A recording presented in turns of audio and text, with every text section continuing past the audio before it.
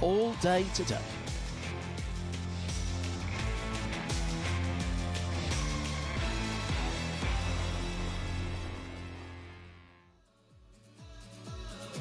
"36 cars in the pit lane for the penultimate event of the 2023 Porsche Deluxe Carrera Cup North America for 2023. We're on the left coast, which the locals around here tell me left is best. My co-commentator is shaking her head in disbelief. We're on the classic 11-corner 2.25 miles of WeatherTech Raceway Laguna Seca. Andretti hairpin, rear half straight, the corkscrew. That tells you the history of this place. Everyone knows it. Everyone's played it on the platform games. Opportunities for overtaking at turn 2 at that hairpin, the Andretti hairpin. Get turn 6 wrong at your peril. Hit the curb on the inside there, you're off onto the dirt. The corkscrew, easier to get wrong than to get right. Porsche legend Jochen Mass told me that yesterday. The harder you try, the more likely you are to get it wrong. And turn 11 is a phenomenal overtaking manoeuvre spot. Joining me in the Global Broadcast Centre, as ever for this season, is Porsche devotee, aficionado, and well-known pounder of pit lanes around the world, Shea Adam. Good morning, Shea. This is looking really interesting. This is not a fully dry track, and this is going to test the mettle of all of these drivers. Good morning, John, and good morning to everybody around the world. You hit the nail on the head there. The track conditions are tricky. Our biggest problem is that yesterday, through all of the running, the track was damp. Well, we have a drying line, but there's not a great deal of heat in the air, and the sun is shining quite prolifically, but it's not injecting that heat that we so desperately crave at this point of the year. 36 of the 37 cars that we were expecting on the track. Yeah, we did have an incident in qualifying yesterday for Elias De La Torre. It looks like he will not be taking the start of the race today. His bright yellow Porsche, number 4, not on the grid this morning, so we are missing him. And we did have 2 additional changes to the lineup. Varun Choksi and Michael Cooper, both runners in the pro category, have been moved to the back of the field, so we'll need to keep an eye on those cars as they make their way forward. Will Martin is on pole position for JDX Racing, who have 2 cars in the top 4. Tom Sargent is alongside for McElrea Racing. Then it's Riley Dickinson, the man who wrapped up the championship with 4 rounds to go at the last event for Kelly Moss Racing. Alex Sedgwick from the UK alongside. So 2 Brits in the top 4 as well for that JDX team. Then it's Jason Hart and Michael McCarthy, Sean Varwig and Jamie Libre. Bailey Hall, newcomer to the championship. Welcome, Bailey. He's come all the way around from the other side of the world, where he's been setting things alight in the Australian Carrera Cup. Then Travis Willey for the top 10. And in the classes, PJ Hyatt and Efren Castro are on the first row of Pro-Am. They'll line up in 16th and 17th position. And in AM, Mark Varmy battling as ever with Scott Noble for that AM championship. And as the safety car goes across the line, we have started the clock, but there will be a further formation lap. In the championships, Shea, the AM category is the one that's still being disputed. Correct, and I was told yesterday by the people in the know that the championships are very much provisional. Even though Riley Dickinson and Efren Castro cannot be caught, they could still be penalized, so they need to be on their best behaviors. They've accrued more points than anyone else can gain to try and catch them, but that doesn't mean that they need to just sit back and take their foot off the throttle. They still need to behave properly, i.e. don't go through the paddock on a golf cart at 50 miles an hour and take people out at your leisure. But in the AM class, Mark Vame is the defending AM champion. He does have a lead of now 20 points after qualifying, getting the additional 2 points for the pole position. Can gain an extra point today with fastest lap, as well as points for winning the race. But it is Scott Noble, the man who has been on a charge for the last 5 consecutive races. He's taken pole and fast lap, and the last 4 in a row have been race wins too. So we need to keep an eye on both the number 10 of Scott Noble and the 43 of Mark Vame, both cars from MDK Motorsports.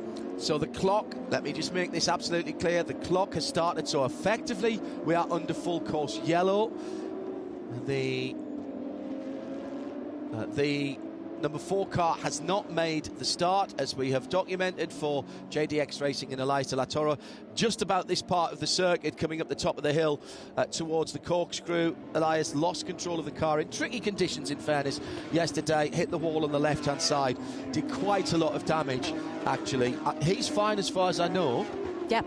Yeah. We've had no updates about that. Right, okay. Well, that will hope to see Elias back for the final 2 rounds at the Circuit of the Americas, supporting Formula One. Now, despite the fact that this is effectively a full course yellow first lap, and we've started the race, we're hearing that we will start side by side on the front straight for the initial start. Of course, if we have the intervention from the Porsche, the deluxe Porsche safety car further through the race, it will be single file. And the guys are lining up rather nicely now. Very slow to pair up. They were very nicely packed up, but now everybody falling into formation and side by side through turn 11 as we complete the first lap, but we are set to begin the first racing lap. Now, we must watch for people breaking the ranks here. There's almost a touch on the front row between Will Martin and the number 9 car, the black car, to driver's left. The green flag is being waved, and it's side by side looking through the rest of the field. I think we're okay for certainly 3/4 of the field. Scott Martin immediately trying to get on terms with Mark Kavami. The blue and white car, the number 10, has to try and get ahead of that purple and yellow car further back down in the AM category. But our pole sitter, Will Martin for JDX Racing, holds on. Riley Dickinson through from the second row up to second position, showing his championship credentials. And he brought Alex Sedgwick with him. Tom Sargent back to 4th off that start after starting in the second place. Riley is angry this morning, trying to get up to the head of the grid once again. He finished his qualifying session probably 3 or 4 laps too early. The track was still developing and getting faster. There is a drying line there. It's slick tyres, no doubt. So they are using their allocation of 3 sets of Michelin slick tyres. But offline, it looks a bit treacherous. It doesn't. Riley goes through at the corkscrew and goes off, taking Will Martin with him. Through should go Tom Sargent, because Alex Sedgwick had dropped back to 4th position after going through turn 5. That was a very messy complex of corners, as Riley just went straight and Will couldn't turn to hit the apex. Meantime, 3rd place car of Alex Sedgwick coming through. No, it's Tom Sargent who's leading the way. 4th, yes, that's right. There he goes. Tom Sargent, then Michael McCarthy with the phenomenal start. Jason Hart is in 3rd, then is Alex Sedgwick in 4th. So what a change of positions we've had early on. Sean Barwig is up to 5th as well. It's a really good start as the 28 is off and Riley is in the pits. Riley has damage to his car. This will finish. This could put a finish to an incredible succession of results for Riley. He has not been off the podium all season. He has not been off the podium since Road Atlanta Race 1 last year. Just saw a quick look at the... Oh, and Will Martin stopped. Will Martin has stopped out on the circuit as well. That's the JTX pole sitter. That is at the bottom of the hill, hasn't quite got it into pit lane. He tried to make it behind an orange overlap though, John. I appreciate that. That's good effort from Will Martin, the JDX driver, to try and get the car out of harm's way. If he could have just doubled back there, he could have got back into the paddock. So 5 minutes gone with an opening lap held under full course yellow conditions because of the cold of the track, and we are going to see the bright red deluxe safety car again at the front of the field. It's been scrambled from the end of pit lane, and it will pick up the field as we have course cars on the track. And at the end of this 3rd lap, it will be Tom Sargent who leads from Michael McCarthy in 2nd. I think I just saw Riley out of his car on his shot of the number 53 sat in the pit lane. That would be Riley's first DNF in a season and a half. It's a right front suspension or steering damage for Riley Dickinson. No, sorry. That would be Riley's first DNF since Long Beach last year. Wow. So well over a season and a half. Yeah. There's damage to the left rear fender of Tom Sargent's car where that contact occurred up at the top of the hill. That might be the first big mistake I've seen from Riley Dickinson all year. I know he wants to dominate. He's got the championship wrapped up. On the first lap, it's cold tyres. cold track, possibly a bit of a cold brain from Riley there. That wasn't the best decision making I've seen him do, and he's put such a picture perfect season together so far. Into the pit lane, Todd Perriott coming down. He's got some right front damage as well. Wonder where that got sustained, because we've been behind the safety car for a minute now. Bob Mueller as well, by the way, was the 28 car, the Octavo Tequila racing machine that we saw moving slowly. I believe he has stayed out. Kelly Moss Racing looking, well, they gathered around the car. I don't see much going on with the white and green car, and the 89 Riley's has got out. damage to the right front of that car. Riley was out talking to Victoria Thomas, co-team owner of that Kelly Moss dominant organization, and he was explaining himself. He didn't look very happy, though, John, at what had happened on that first lap. Well, we've had nothing but good things to say about the season for Riley. He's been incredibly focused. He's provisionally wrapped up the title before he even started this race weekend. He'll look back at that, I think, and perhaps he'll think that wasn't one of his best moments of the season. But in the other classes, Efren Castro is still leading the way for Kelly Moss in the Pro-Am category. And in the AM, it's changed again. Scott Noble back to the front in that series. And guess what? 2 pro cars, not Pro-Am, pro cars between himself and team owner, team leader, and defending series champion Mark Kwame. Great start for Scott Noble.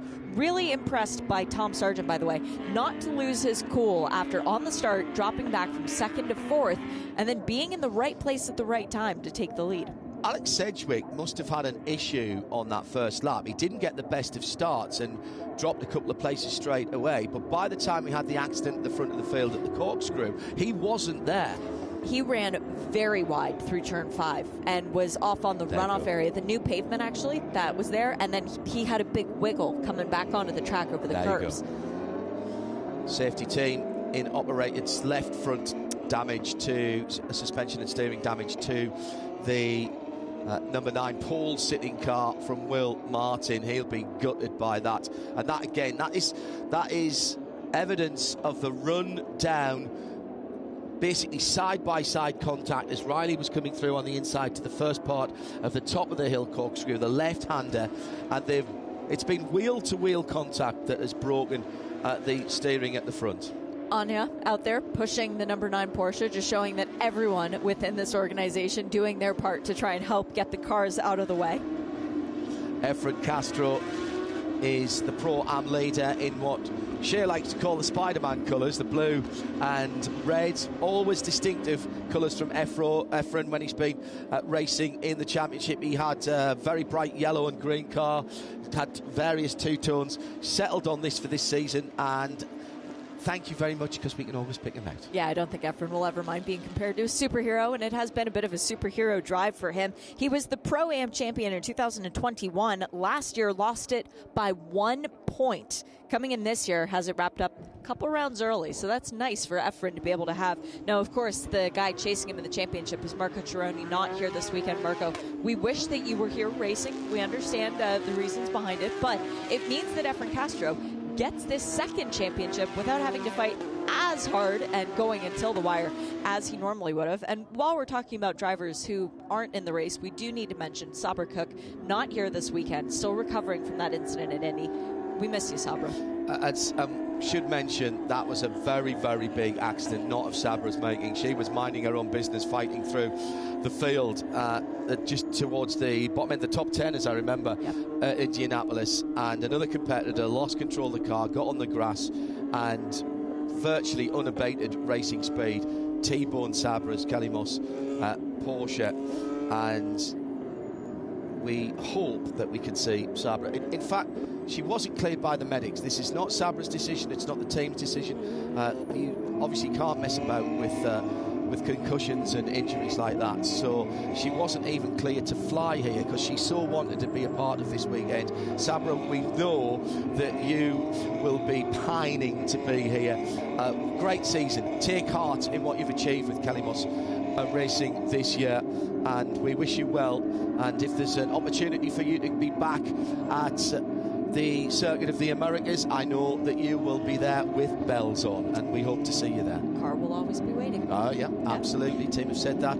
Scott Noble, what a second half of the season he has had in the blue and white number 10. I don't know what he had for breakfast before the races at Road America, but my goodness, it has totally and utterly transformed his season. He wasn't doing badly, but since then the results have been outstanding. They have been perfect. There's no way to argue it. His big blemish was not getting pole position yesterday. That's the first thing that we have seen out of Scott Noble that hasn't been ideal as far as this championship is concerned since the first race at Miami, at which he DNF'd. He won the first race of the season back at Sebring, getting the pole position then too, but then had a DNF the next round out. So he did have a bit of an up and down, but ever since racing at Watkins Glen, he got a pair of second place finishes, fast lap in both of those races, the pole positions, the fast laps, the race wins. He's been cracking them off. It's been fun to watch Scott Noble. He came into this weekend just 18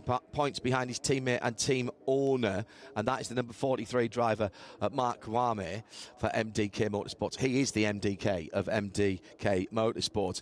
Mark took the pole yesterday. That's 2 points, so it's back out to 20. But with this and 3 more races to go, that championship is not over.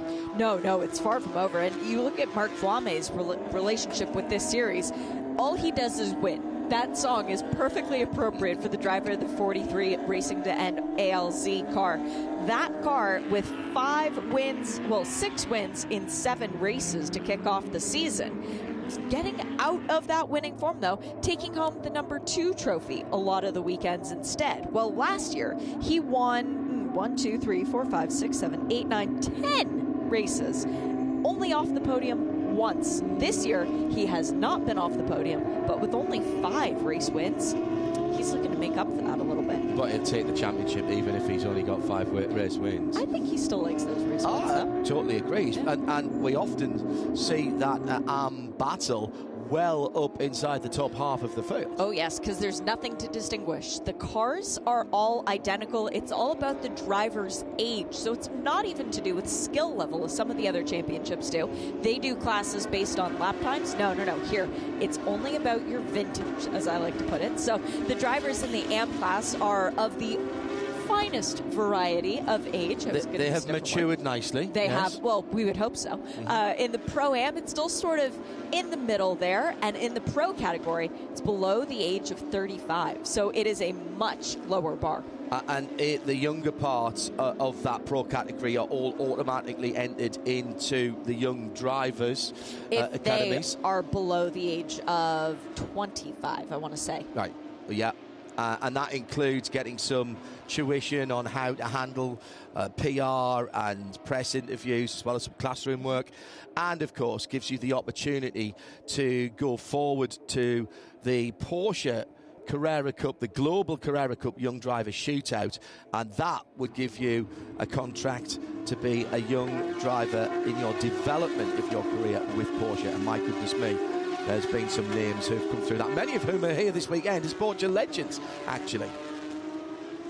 Safety car lights are out, and after a first lap schmozzle at the top of the corkscrew that has taken out our pole sitter Will Martin and our provisional championship winner Riley Dickinson, we are ready to go back to green flag racing. Elias De La Torre did not start the race after an incident yesterday for the number 4 JDX racing car. Todd Parriott, number 89, is in the pit lane as well with damage. So the remaining 33 come to the line of the green flag. Toddy has decided it's warm enough to take off her jacket now and waves the green flag with enthusiasm.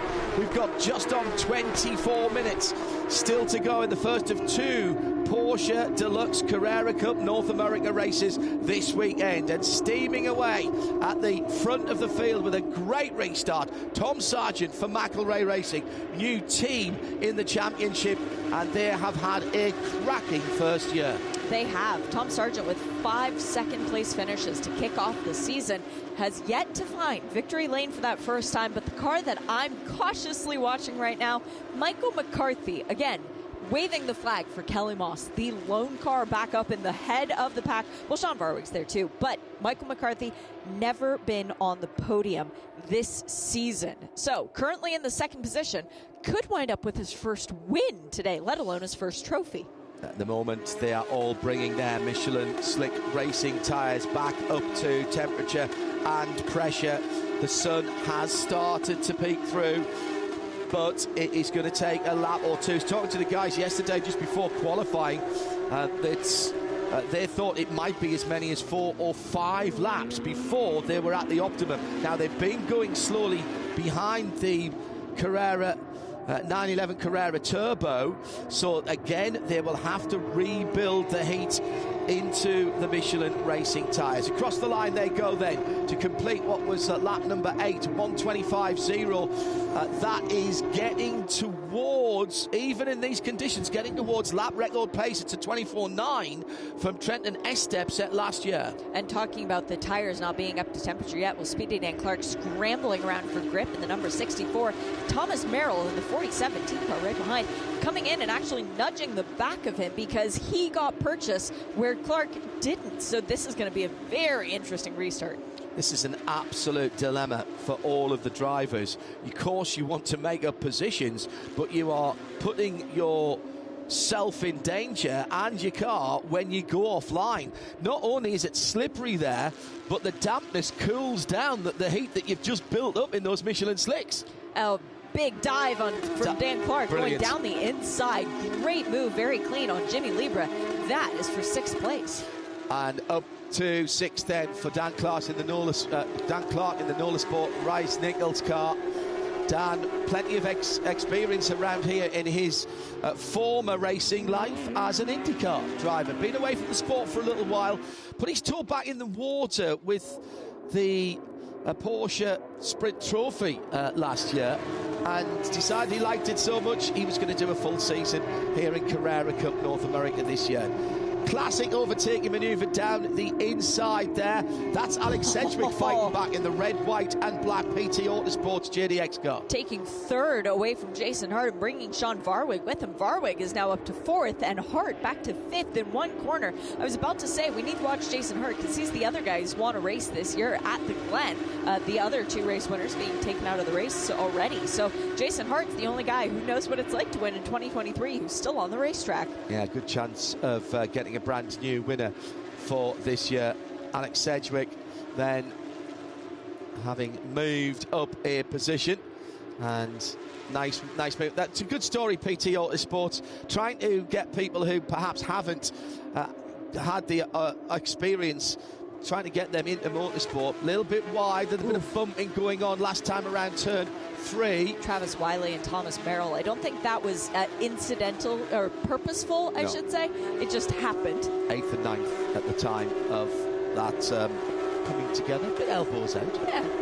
Bit of, oops, sorry, didn't know you were there. Tom Sargent leading the way, has more than a second over 2nd place Michael McCarthy, and then Alex Sedgwick, Sean Varwig, Jason Hart, and is that Dan Clark now up ahead of Jason Hart? Jason's had a really rough lap. Yes, he has. The pro cars have the red numbers on the windscreen and on the side of the cars. There's our pro am leader just gone through, Efren Castro with the green, and we wait for the yellow numbers, and that is the am category. Scott Noble leading that one in 21st position. So pros are red, green Castro. He's having a really good run. Efren Castro at the 14th position, 1:25.8 last time around.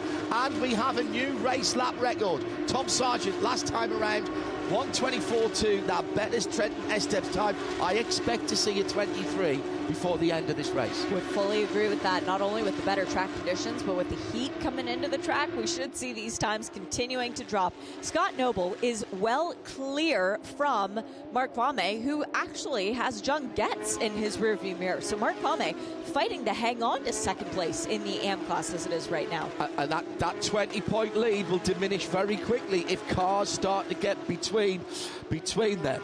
Only if they are other AM class cars. That makes the big difference. So if John Getz moves ahead of Mark Vame, that would make a difference. Then we find Bob Mueller, we've got Michael Merritt, Tom Balamas, Grady Willingham, and Jim McCann all out on track in the AM class. So there could be a big point swing today. There's the 23.9. That is the first time a Porsche Carrera Cup car has gone under a minute and 24 seconds. A new race lap record.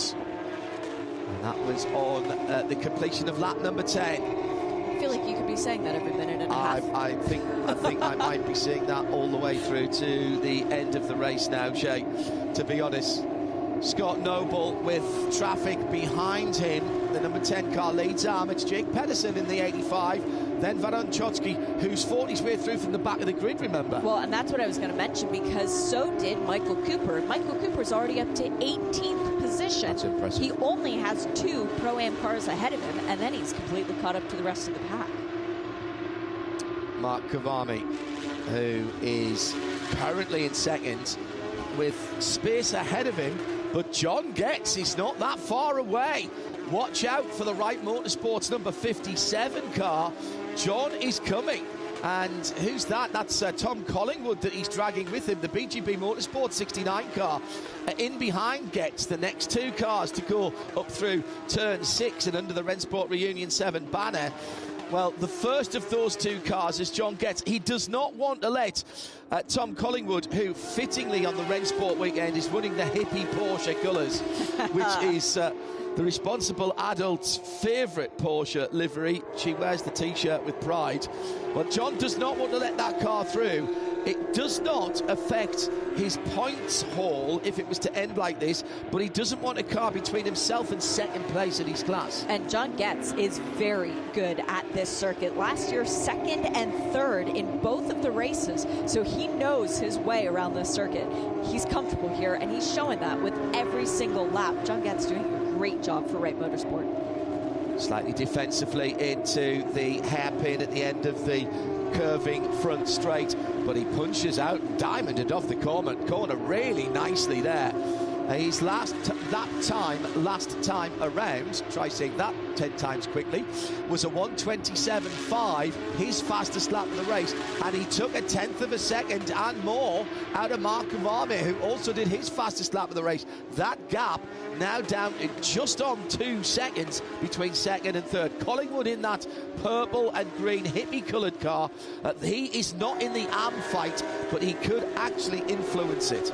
Jason Hurt continuing to drop back into the clutches of people behind him. Travis Wiley, the next car on tap, and then Jimmy Lieber behind him as well. Ryan Yardley's there. Yeah. Oh my goodness, this could be very bad for Jason Hurt. Bailey Hall in his first US North American outing in Carrera Cup. He's been having to get used to the ABS, which they don't have in the Australian version.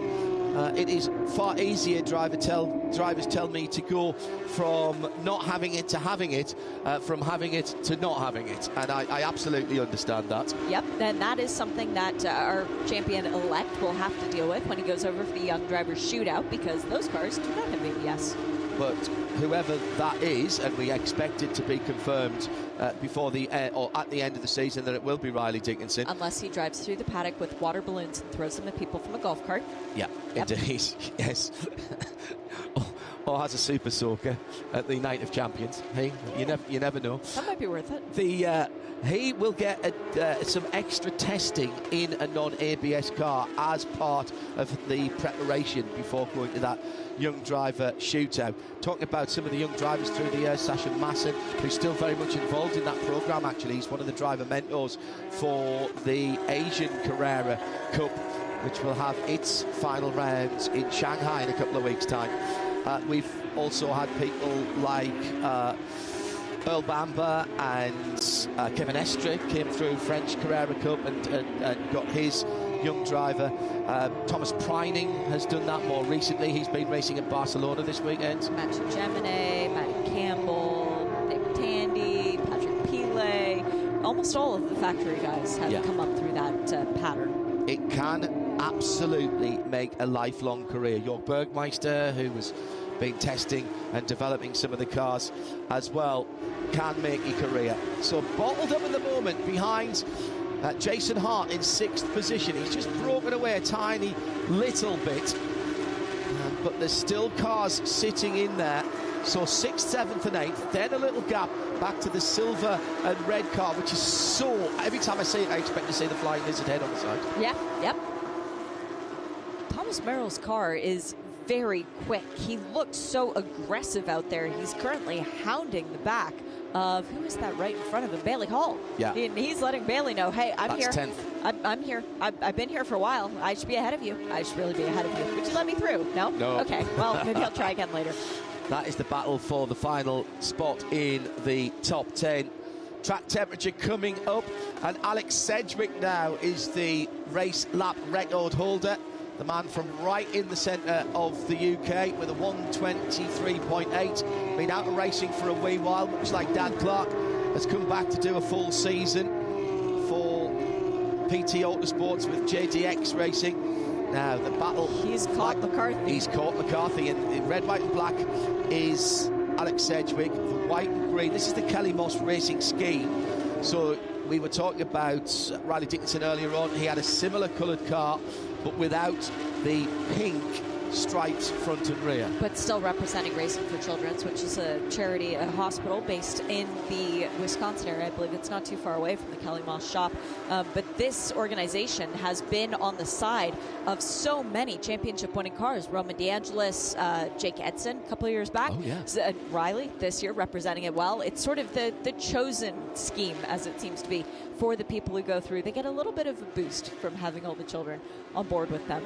Now, this battle for second and third about to be joined, I think, by Sean Varwig, another Kelly Moss racing car. He's come through the field nicely, just sitting in the background with another car with that similar scheme. And it's allowed Tom Sargent to pull away.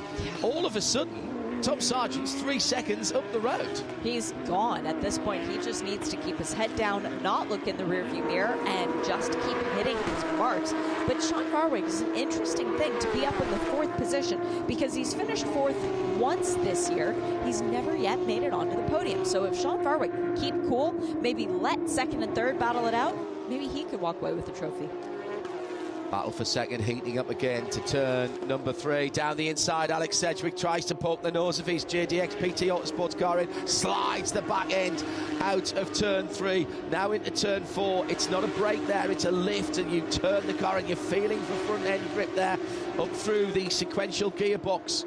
The leader, Tom Sargent, already through turn 5, using all of the exit curb and the new-ish runoff there.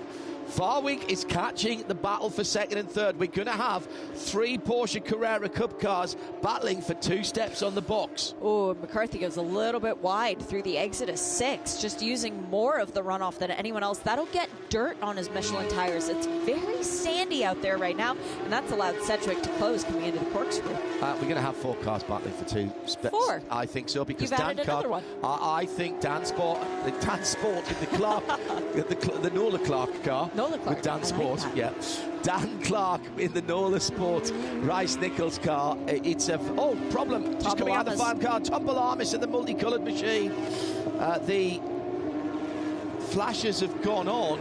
They will clear themselves. Yes, they have. If the car stalls, or if you have an issue, the 4-way flashes come on automatically. You've got to remember to turn them off. The team will have been talking to him. That was right in front of this battle for second. Sedgwick is good out of the Andretti hairpins, but he can't turn that into a passing opportunity. Big slide from 4th place, Sean Varwig in the white, in the silver and blue car. Sitting in 4th position as they come under the walkover bridge, and Clark is catching. Clark is catching all of them. There will be 4 cars battling for just 2 steps on the podium. Well, Sedgwick right now is coming off with the biggest momentum in the last 4 races. He's got 3 podium finishes, including a pair of 3rd places from Indy. But Speedy Dan Clark was a name that we called a lot in Indy. He was 2nd in the first race, 5th in the second. He's going to feel a bit aggrieved that he didn't walk away with 2 trophies from Indianapolis Motor Speedway. And clearly, he's proving he deserves to be on that podium once again today, catching up to this really good battle. Just under 10 minutes to go. We should say it's 9 9:11 to go at the moment. See how I just waited for that? 9:08, 9:07, 9:06. I can play that game too. Yeah, yes, you can. Wait till we get to 3:56. Oh boy. 9 minutes exactly to go then. That's going to translate into round about 6 laps, I would think, depending on where Tom Sargent is as time elapses. Michael McCarthy and the rest of the battle for second, third, fourth and fifth. Some 4 seconds behind the leader now. Sargent in the blue and white car. He's still having to push. He's not let off. At 24.5 last time around, at 24.9 for Michael McCarthy. So they are just starting to pull back a little bit. Sargent was a bit speedier last time around, and he's put another half a second into that battle for second and third. Well, and Sargent will be catching up here shortly to 2 cars ahead of him. Balamas he's already dealt with after that spin. That did happen right in front of him, but Grady Willingham not that much further up the road. Neither is James McCann, so this could come into effect before the end of the race. Single cars, you would hope, should not be so much of a problem. Crossing the start-finish line now, as our leader comes to turn 10, it are the 2 cars battling. That's Michael Cooper in the 33, and alongside him is Veron Jodsky. So they've dropped back down. They came down the pit lane again. So did they get a penalty then? Don't know if it was a penalty, but they were both in the pit lane together at very similar times. Right. Sean Barwig is closing in. Oh, here's Efren Castro dealing with Tom Balamas. I thought that was a moment of threat for a Pro-Am leader, but no, he still has Stefan Rydzinski and Nick Bull behind him before getting back to Chris Belomo in second in Pro-Am. Castro now up to 14th position overall. Nice. And in Am, by the way, Scott Noble has cleared off from Mark Kvarme, but the good news for Mark is that John Guts is another 4 seconds further back. Efren Castro doing very Efren Castro things today. Very quietly going about his business, leading the way, taking all the points he can get, setting the fastest lap of the category as well. That's another bonus point for Efren. And these bonus points for poles and fastest laps, it might only be 1 point here, 2 points there, but it really does add up when we get close championship battles. Well, it does, and for Efren Castro, he doesn't need to worry about that, but he still wants the honor. He wants to be able to say, hey, I took 10 fast laps this year. Well, there's an award for it as well. There's an award at the end of the season at the banquet. 2 more races after this weekend, and they'll be on the tricky circuit of the Americas. On the Formula One weekend, where they don't get a lot of track time. No. So it makes certain drivers who call Texas home, such as Scott Noble, Jason Hart, Riley Dickinson, very happy because they feel they get the home track advantage. These cars are spectacular on any track. They are really showing off well, I think, here on this natural terrain road circuit at Laguna Seca. But I remember in the previous iteration of this championship doing a race into twilight there, and these cars, the previous versions of these cars were spectacular, and these cars are much quicker. Here comes Scott, starting another lap, leading in Pro. He can only do what he can do. Yep. And at the moment, if he finishes first at every race now for the last 4 races, and Mark Kvarme finishes second, that's going to make things very tight at the end of the season. That's when it comes down to the bonus points. So Scott Noble not getting the bonus point for the pole, that went to Mark Kvarme, but right now he's got the bonus point for the fastest lap. So that brings the championship gap down to 1 point, again, making it a 19-point spread between the 2 drivers. Race win, 25, second place, 20. Makes it, what would that be, 14 points between first and second. So it is going to keep going through all of these races, and the easiest thing for Kvarme, beat Noble once. Yeah, finish in front of him once. But easier said than done. Across the line for this enthralling battle between Michael McCarthy and Alex Sedgwick. Sean Farwig hasn't actually got right onto the back of them yet, but he's nearly there now as Jason Hart puts his fastest lap of the racing in the number 20 MDK car. And down the inside. Oh, they've gone off side by side. Sedgwick has got down the inside at turn number 3, and they've both gone off. A little bit of rally crossing from both of them. Sedgwick's gone on, and that is going to be a full course yellow with 4 minutes to go, unless we can get Michael McCarthy going again. There was steam and smoke coming out. It was a much better exit from the Andretti hairpin by Sedgwick. He goes to driver's right. He's there. He's absolutely there. Now, sort that one out, race control. I would not like to have to call that. I think Sedgwick's there. I think Sedgwick was there, but what was McCarthy supposed to do? He turned in to hit the apex. He could have turned in a little bit later. That's what race control will be wondering. He could have lifted off, but Sedgwick had the advantage at that point. The question was, would he be able to slow the car down enough to get it to go through turn 3? Again, that's a big question for race control. This will put Dan Clark and Sean Varwig on the podium, and they were only a couple of seconds apart. We stay in green at the moment. We've not gone to full course yellow. There's 3 minutes to go. That's going to be a couple more laps. Tom Sargent could do without the drama, but I think if we went full course yellow now, that would be all she wrote. Dan Clark was held up in that incident, so there's now nearly 6 seconds between the leader, Tom Sargent, and Sean Varwig in second.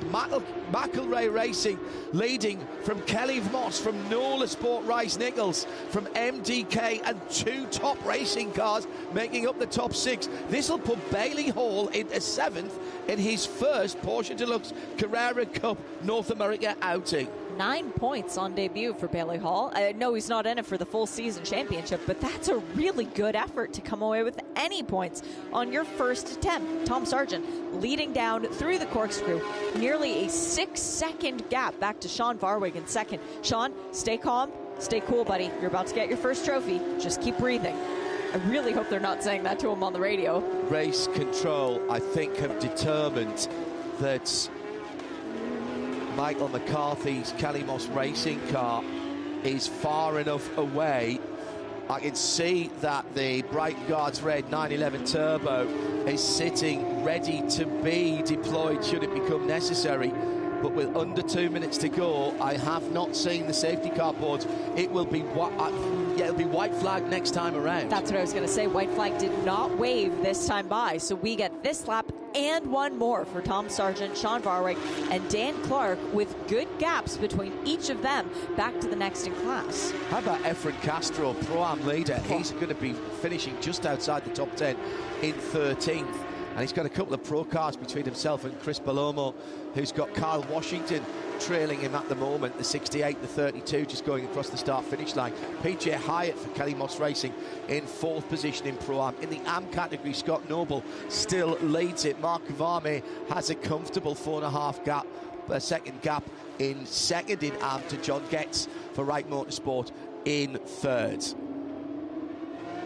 Now, who has Tom got in front of him? That is the 63 car of Michael Merritt, I think, as they're coming down to what will be the white flag for our leader. This is going to shake up quite a few things in the championship, because Will Martin is going to finish 20th, Riley 21st. Points only go back to 15th. So that means no changes for our championship leader, or 3rd in the championship, but a big day for 2nd as Tom Sargent sees the white flag. 2.23 miles of this classic circuit at WeatherTech Raceway Laguna Seca. You could say he might have looked into it with what went on ahead of him. However, you've got to be in it to win it. He avoided the conflagration ahead of him, and he is coming home to his first victory of the season. And it's a new name on the winner's trophy. A lot more races have transpired this season than I thought it would take to get Tom Sargent his first win, being perfectly honest on that. I think the whole McElrea Racing group would probably, being honest, would agree with you there, Shay. But a win is a win. They'll take this one. This just the 4th different winner of the season? Believe so, yes, because we've had Will Martin, Riley Dickinson, Jason Hart, and now we add a new name to that list. Well, as I once said, that has been quoted back to me for a very long time after a Le Mans, there's a new name on the Winners' Trophy, at least for race 1. Porsche Deluxe Carrera Cup North America at Laguna Seca. McElrea Racing's Tom Sargent wins it from in second. Kelly Moss. Well, Kelly Moss would have expected to be up there, but did they expect Tom to be second to Tom Sargent with Sean Varwick? Dan Clark brings home the third step of the podium for Nola Sport Rice Nichols. Then it's Hart, Yardley, Wiley, Bailey Hall in his first outing. The young Australian hope makes it the second McElrea Racing machine in the top 7. Then Tom Merrill, Alex Sedgwick fighting back to 9th with Jimmy Libra in 10th for MDK. Pro-Am taken by Efren Castro. He finishes 13th overall. Chris Palomo and Kyle Washington will make up the Pro-Am podium. And in Am, we're waiting for Scott Noble. There he goes across the line in the MDK at number 10. Mark Kavame should be coming through any second now in second position. John Getz had taken some time out of him in the last lap. No, Kavame goes through, so that brings that championship closer together, with John Getz making up the AM podium for Wright Motorsports in third. Would you like to know how the points have changed? Yes, please. In the AM class, Mark Vame still leads the way, 299, but Scott Noble now 285. So when he woke up, it was a 20-point gap. It's now 14 for Vame and Noble. With Efren Castro's win, he now has 304 points, 90 clear of next in class. Then, in the overall championship, Riley still with the points lead on 308. Tom Sargent now firmly putting himself up to second, 187. Will Martin remains in third, no more points as far as his point earned for pole position.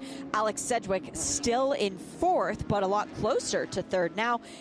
It is still Hart in fifth, but further down the field, Ryan Yardley has jumped up a position to seventh, and Thomas Merrill and Sean Varwig are now tied on 8th place points. So a really good day from Sean Varwig.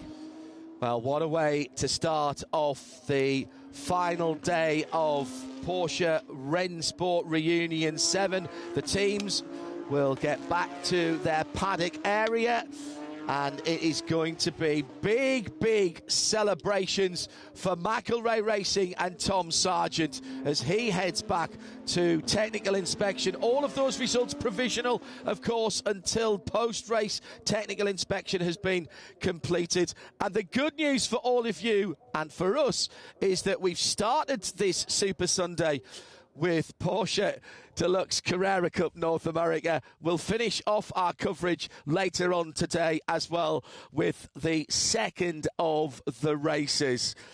What a day for Tom Sargent. It's taken till the penultimate event of the year to stand on the top of the podium.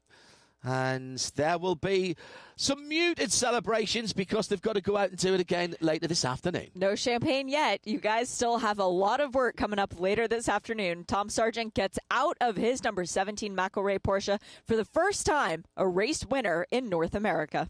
Just the fourth different race winner of this 2023 Porsche Deluxe Carrera Cup North America. Babendum, the Michelin man, giving the congratulations, and the golden bib is the trophy for this weekend. Number 17 for the first time this season. First win for McElrea Racing in their first shot at this championship. And Tom Sargent is our winner of race 1 today here at WeatherTech Raceway Laguna Seca.